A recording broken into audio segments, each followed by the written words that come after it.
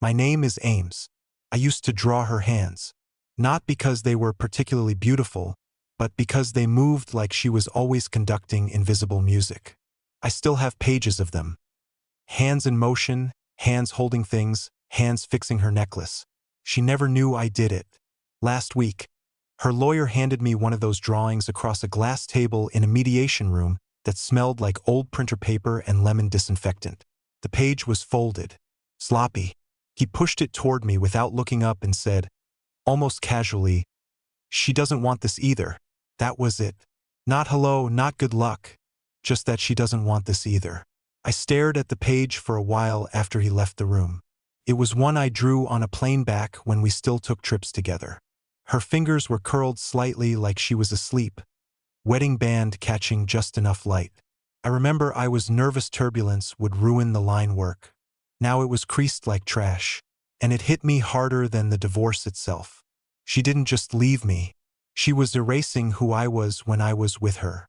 Piece by piece, frame by frame. And the worst part? I still thought we could fix it.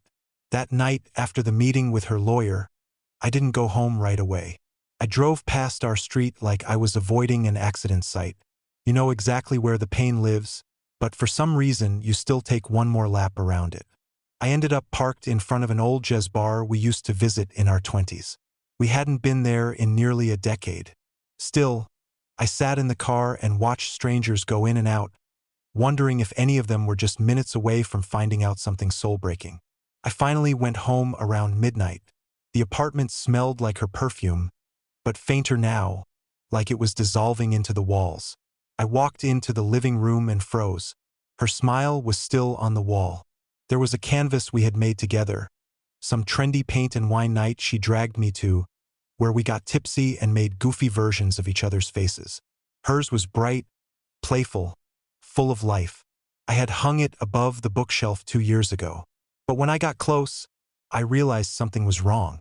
The canvas had been cut clean like with a razor, just a small corner, lower right. It was the part where I had signed my initials. Gone. She had come back while I was out and sliced me out of the painting. I didn't even know what to feel. Was it petty? Symbolic? A message? I stood there for 15 minutes, just staring at a cartoon version of her smiling, while the real her was likely curled up in someone else's bed, forgetting I ever existed. I sat on the couch and opened her old laptop. She had left it behind but never wiped it. And that's when I made the mistake of checking her photo albums. Not for revenge, not out of curiosity, just maybe some part of me hoped I'd find proof that she had loved me once. What I found was worse. There were pictures, hundreds of them, but the ones from the last few months. All new places, hotels, lounges, beach spots we never visited. And one face that kept appearing again and again. A man with slicked-back salt and pepper hair, always taking the picture in mirrors, in windows, in her sunglasses. His name was Reed. I only knew that because she had once accidentally mentioned it in her sleep. "Reed will know what to do," she'd murmured. I thought she was dreaming about a coworker. I even asked her about it that morning, and she laughed it off, told me I must have misheard. But I hadn't misheard, because the final photo in the album, time-stamped 2 days ago, was of the two of them standing in front of a courthouse, smiling. In the background, through the reflection in the window, I saw something that made my stomach twist. A familiar red car. My car. They had used it. She had used my car to drive with her lover to the courthouse, the very one I was due to appear in the following week. It was like a sick dress rehearsal for the moment I'd lose everything, and she had already celebrated. That's when something in me shut off. Not exploded, not snapped. It just clicked off like someone pulled the plug on who I was supposed to be. I walked into the bedroom, picked up the blanket she used to sleep with, and folded it slowly, not because I cared, but because she wouldn't. And then I opened a drawer I hadn't touched in years and found the thing that would change everything. A sealed letter with my name on it in her handwriting. And the return address wasn't ours. It was his, Reed Carlson. And that's when I knew she had been planning this for a long, long time. I held the letter in my hands for a long time. The envelope was off-white, slightly crumpled, like it had been shoved into the back of the drawer in a hurry. But the thing that really caught me, was the waxy lipstick mark on the flap. Bright coral red. The kind of shade she'd always said made her look too loud. I had never seen her wear it. Not once in 13 years. My fingers shook a little as I opened it. Not because I thought it would contain a confession. Honestly, I expected nothing at all. Maybe a grocery list, maybe a cruel joke. But what I unfolded was something different, something worse. There were only 3 sentences, handwritten in her slanted, impatient script. Read, here's everything I promised you. He'll never see this coming. Don't forget the judge likes golf. Use that. That was it.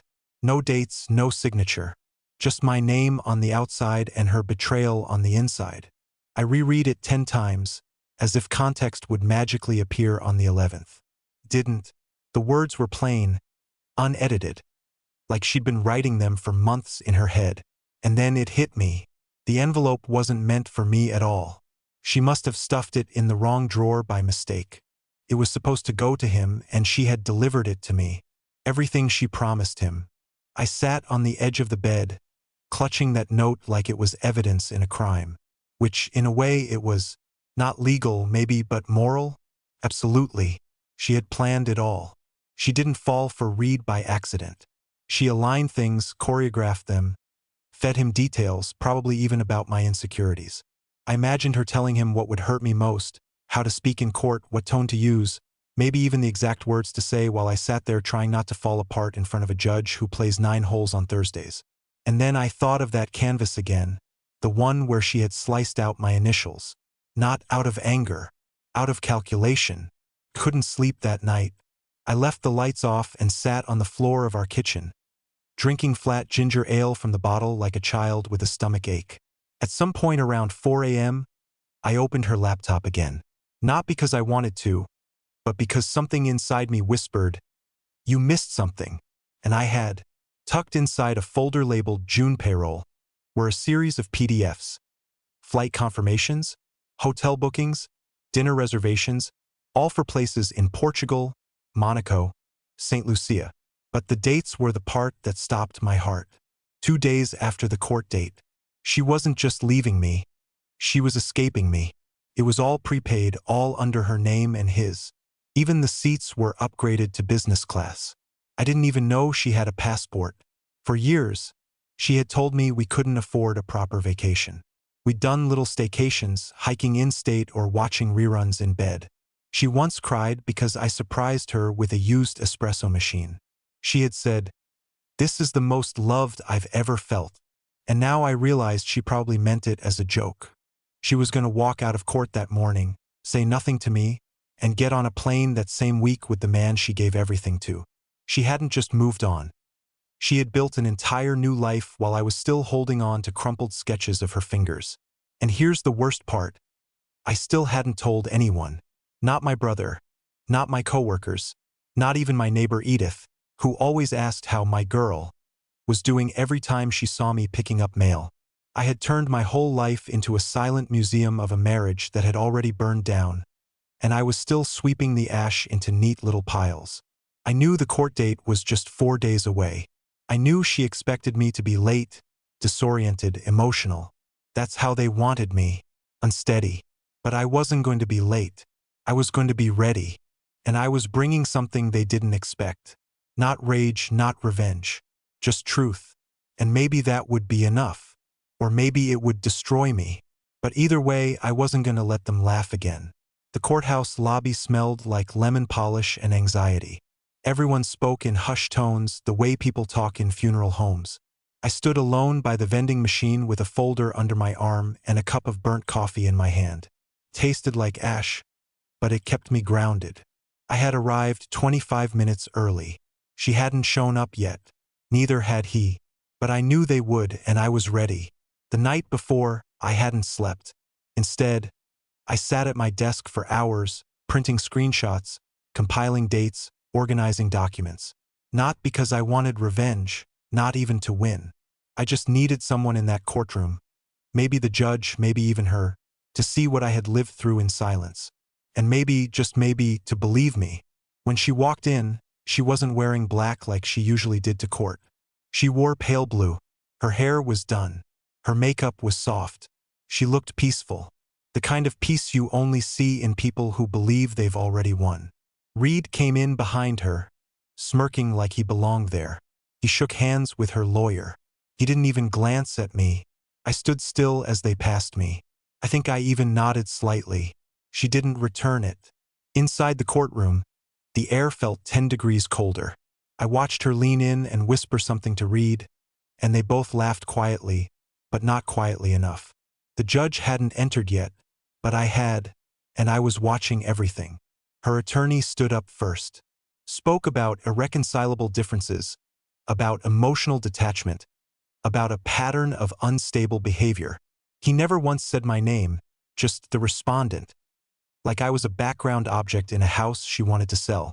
And then it was my turn. I didn't have a lawyer. I couldn't afford one. But I had something else. Evidence. I pulled the folder from under my seat, stood up slowly, and walked to the front like I was in a dream. The clerk looked surprised when I asked to submit exhibits, but she took them.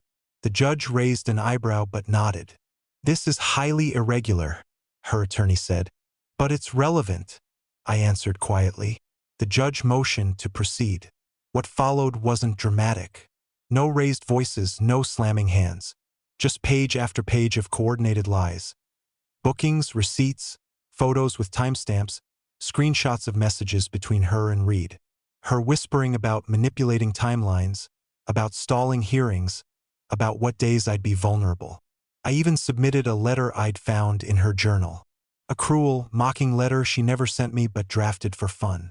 In it, she listed things like, "I'll do. Once he's out of the way." The judge was silent for a long time after the last page was handed in. Reed finally leaned over and whispered to her again, but this time she didn't laugh. Her lawyer leaned in, scanning the pages quickly, his face going pale. And for the first time in months, maybe years, she looked directly at me. Not with anger, not even with hate, with fear, because she realized I hadn't come there to break down. I came prepared. The judge eventually spoke, not loudly, not emotionally, but with a tone that cut through every smug grin in the room. "Given the documentation submitted, I am requesting a formal review of spousal claims and joint asset filings. These patterns suggest coordinated misrepresentation. In normal language, that meant their plan to clean me out, take the apartment, the savings, everything was now suspended, frozen, under investigation." Reed looked like he had been slapped across the face. She tried to speak, but nothing came out. Her mouth moved, but the words weren't there. And for the first time in my life, I looked at her and felt nothing. Not love, not loss, just space. Like whatever had been between us was no longer a wound. It was just absence. The judge ended the session early. We would reconvene in 2 weeks. I didn't stay behind. I didn't look back. But just as I walked past the bench where they had been sitting, I noticed something small lying on the floor. A lipstick, bright coral red, the same shade as the one on the letter. I didn't pick it up. I just stepped over it and walked out into the sun. I didn't drive home right away. I didn't go celebrate. I didn't even tell anyone what happened in court. I just sat in my car outside a diner off Route 84, staring at the tiny crack in my windshield and listening to a podcast I wasn't even registering. I didn't feel victorious. There were no fireworks inside me, no rush of adrenaline, no silent fist pump, just stillness and confusion. What do you do when the people who tried to destroy you end up silencing themselves? When the ones who laughed at you can't even make eye contact as the system they relied on begins to turn on them? The court had postponed any final judgment. That meant no win, no loss, just waiting. But the moment the judge's tone shifted, something else shifted, too. I had walked into that courtroom expecting to be humiliated again. But instead, I watched them flinch under their own lies. And that image haunted me more than their betrayal because now I wasn't the weak one. And I didn't know how to carry that. I'd spent so long trying to survive inside the pain she left me with that I never prepared for what would come after it. It's a strange thing, realizing your heart no longer wants what it used to fight for. I didn't want her back. I didn't want her to suffer either. What I wanted, what I craved, was clarity. And maybe something like peace. But clarity is cruel. It doesn't come in warmth. It arrives with cold logic and sharper edges. That night, I opened the box of old letters and keepsakes I packed away right after she left. Inside was a small notepad she'd once used to write me sleepy messages when I worked overnight shifts. One of them read, "No one makes me feel more at home than you do. Don't forget the almond milk." I used to carry that with me in my wallet like a charm. Reading it now, it felt like it belonged to someone else's life entirely. But I didn't tear it up. I didn't burn it. I just folded it slowly and slid it back into the envelope, because even the lies have fingerprints. And I needed to see where hers ended and mine began. I spent the rest of the night writing, not messages to her, not angry drafts I'd delete in the morning, just words for myself. I wrote down everything I had buried, things I hadn't said out loud in years, like how I'd started feeling invisible around her a year before Reed even showed up, how I'd catch her staring into space at dinner, chewing slower, blinking like she was somewhere else entirely. I wrote about the night I found a single glass in the dishwasher with red wine stains when I'd been drinking nothing but water for weeks. And I remembered the time I asked her if she was happy, and she smiled and said, "Don't ask questions you're not ready to hear the answer to." I thought she meant it as a joke, but I knew better now. The next morning, I didn't cry. I didn't obsess over her social media or reread old texts. I took a walk. I passed a family of 3 holding hands outside the grocery store. I saw a dog stick its head out of a pickup truck window, tongue flapping in the wind like nothing mattered but movement. And I realized I wasn't angry anymore, just emptied out. Not broken, just cleared, like something old had finally moved through me. And maybe that's what healing looks like. Not some grand gesture or apology or moment of closure, but a silent, subtle shift where their story stops running through your veins. And yours finally begins again. It was Sunday afternoon when my phone rang. I hadn't spoken to anyone from her side of the family in over 5 months. Not since she moved out and silence replaced every shared holiday and birthday reminder. When I saw the name Marley, Claire's sister, pop up on the screen, I stared at it like it was a glitch. I debated letting it go to voicemail, but some part of me, the part that still clung to the idea of answers, made me swipe right and press the phone to my ear. "Ames," she said, "no small talk. Can we meet?" Her voice sounded tighter than usual. There was urgency but also restraint, like someone forcing themselves to stay polite at a funeral. I said nothing for a few seconds, then answered, "I guess that depends why." She didn't hesitate. "Because I think you deserve to know the truth. Not just the affair. The rest." I met her at a small coffee shop near the library, the kind of place where the walls are painted dark green and every cup comes in a mug that doesn't match the saucer. She was already sitting when I arrived, both hands wrapped around a steaming mug, her eyes locked on the street outside. She looked older than I remembered, or maybe just tired in a way that wasn't physical. "Thanks for coming," she said. I sat down. "What truth?" She took a deep breath. "Claire lied to all of us, not just you. When she left, she told our parents that you were emotionally manipulative, that you used money to control her, that you made her feel like a captive." I blinked. "What?" "It was calculated," Marley said, "because she knew if she made herself the victim in every story, no one would ask about Reed. She framed you, and it worked." I shook my head slowly, disbelief and something deeper. Betrayal layered on top of betrayal, tightening in my chest. "Why are you telling me this now?" "Because she went too far," Marley said, pulling out a folded piece of paper from her purse. "I found this in my parents' house. It's a copy of a statement she sent to her lawyer. She claimed you threatened her safety. She used it to pressure you into not contesting the original settlement." I opened the paper and read it. There it was, typed, notarized, dated weeks before the first hearing. Claire's words. Words that painted me as unstable. Words I hadn't even known existed. "She did this to ensure you'd break down," Marley continued. "So when you didn't, when you came to court with facts instead of emotions, she panicked." I stared at the paper, the back of my throat dry. She knew exactly how to make me look like the crazy one. "And we believed her," Marley whispered, ashamed. "Even I did for a while. I'm sorry." We sat in silence for a while. There was nothing to say because there are levels of betrayal, and then there are whole strategies built on your destruction. And learning that the woman I once sketched with such tenderness had gone as far as planting lies in legal records, that she had used systems meant to protect people to attack me, it was something deeper than heartbreak. It was calculated erasure. So what now? I asked finally. Now, Marley said. You do whatever you need to. Tell the court. Expose the document. Tell your side before she spins another one. Why are you helping me? I asked, not unkindly.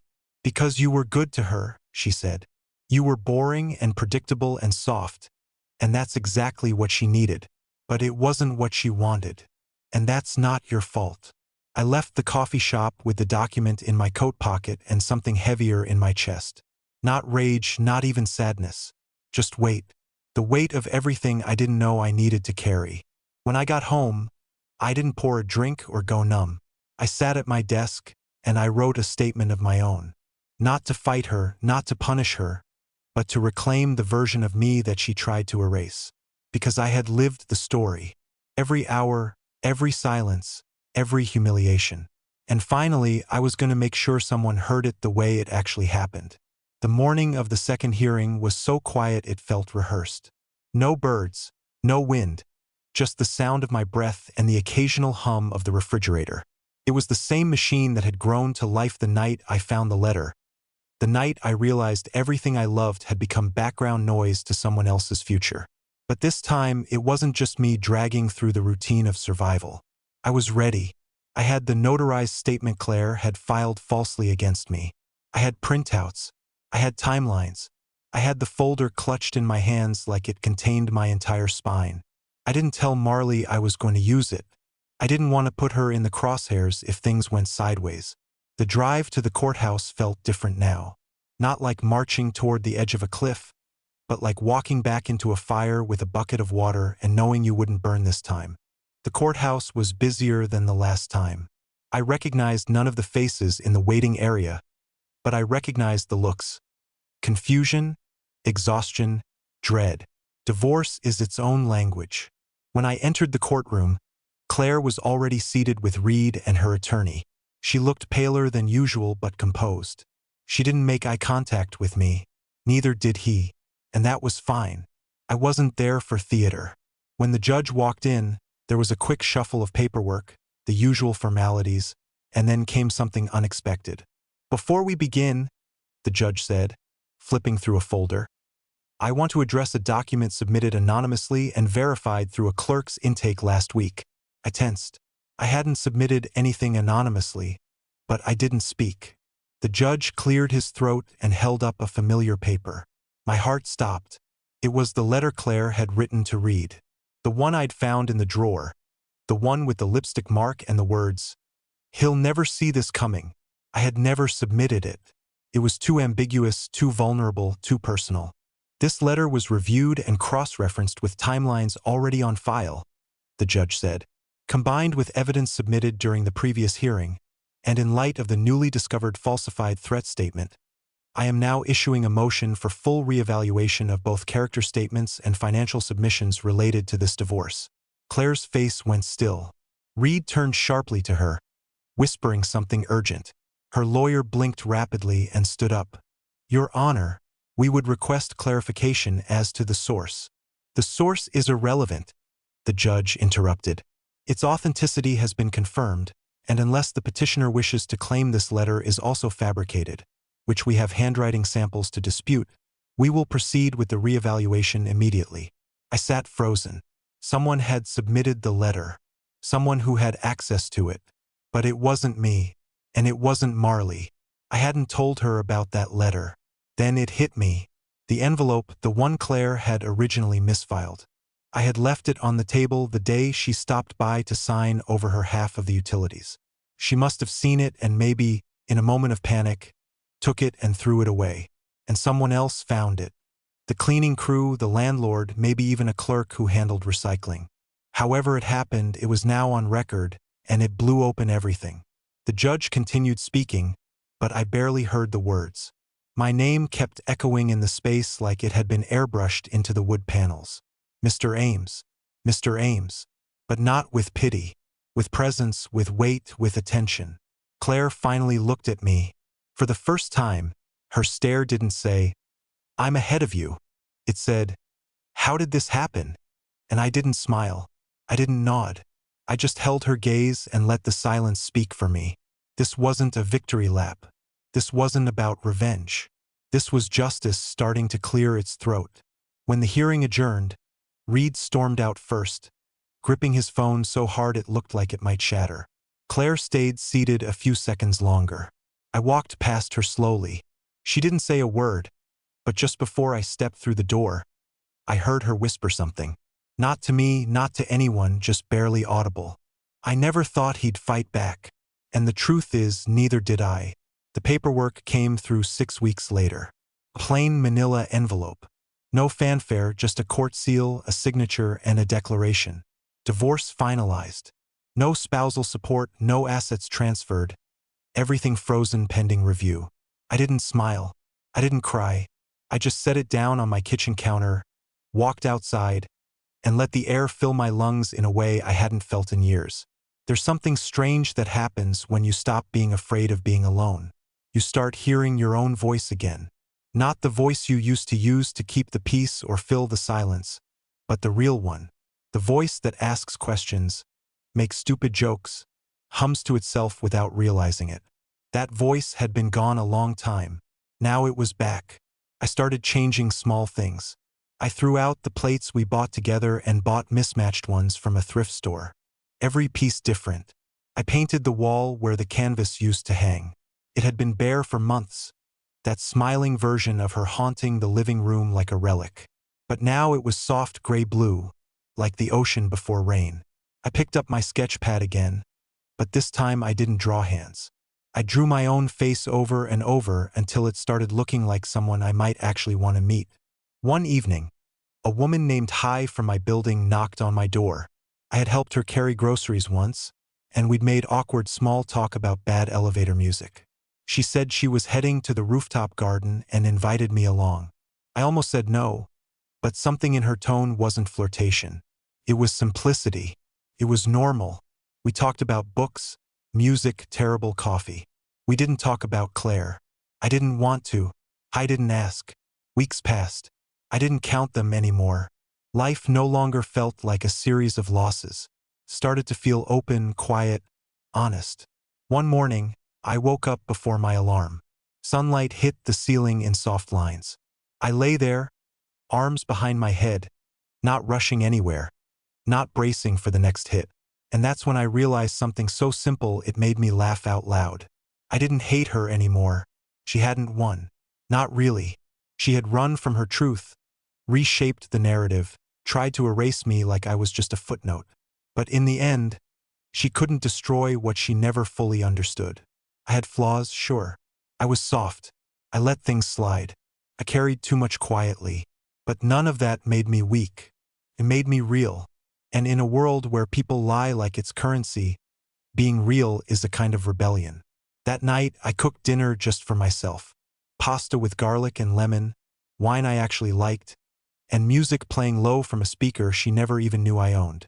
And I raised a glass not to revenge, not to victory, not even to survival, but to me, to the version of me that stayed kind even when it hurt, to the version that broke but didn't rot, to the man who finally understood that healing doesn't always roar.